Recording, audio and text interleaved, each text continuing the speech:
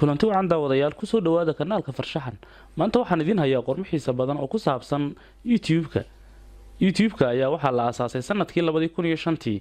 waxaana muuqaalkii ugu horeeyay soo galiyay mid ka mid ah aasaasyaasha YouTube-ka oo la yiraahdo Jawad Karim haddaba ku soo dhawaada qormihiisa leh oo ku saabsan YouTube-ka YouTube waa goob ay ku kulmaan malaayiin qof isla markaana laga daawado balaayiin muuqaal oo ujeedooyin kala duwan leh sida marti madadaalo waxbarasho dhaqan diin iyo waliba qaar kale xarunta ugu weyn ee YouTube-ka waxay ku taalaa dalkaasi Mareykanka gaar ahaan gobolka California YouTube-ka waxaa aasaasay saddexdan shakhsi Chad Hurley, Steve Chen iyo Jawad Karim bishii February sanadkii 2005 shirkadda Google ayaa iibsatay YouTube sanadkii 2006 bishii November iyadoo ku gadatay lacag dhan 1.56 bilyan oo dollar YouTube-ku waxa uu bixiyaa lacag kuwaas oo wata shuruudo isla markaana laga rabo inaad buuxiso shuruudahaasi horreyn waa inaad haysataa 1000 subscriber sidoo kale waa in guud ahaan muuqaaladaadii aad YouTube-ka gelisay 28 cishay u dambeeyay la daawaday 4000 oo saacadood oo xidhiidha taas oo u dhiganta 240,000 oo daqiiqo waxa intaasi sii dheer inaad codsato service-ka la yiraahdo Google AdSense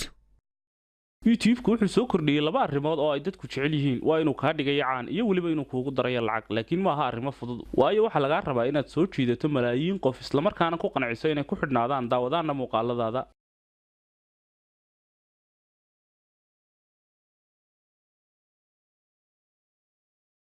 Soomaalida oo dhawaan ku baraarugtay lacagahaas ayaa dariiq wal oo ay ku heli karta martay qaar qabiilada soo caaya qaar isa soo qaawiya qaar ruwaayad soo jila qaar dadka ka qosliya qaar soo heesa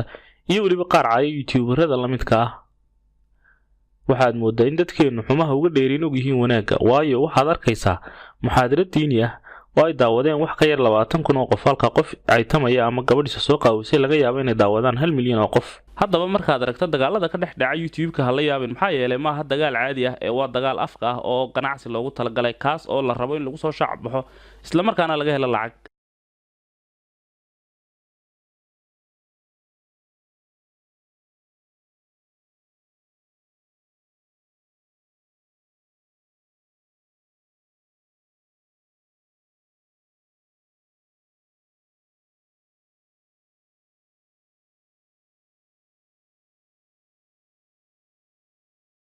waxaynu soo gaadhnay guntii iyo gabagabadii qormadeena maanta oo ku saabsaneed YouTube-ka haddaba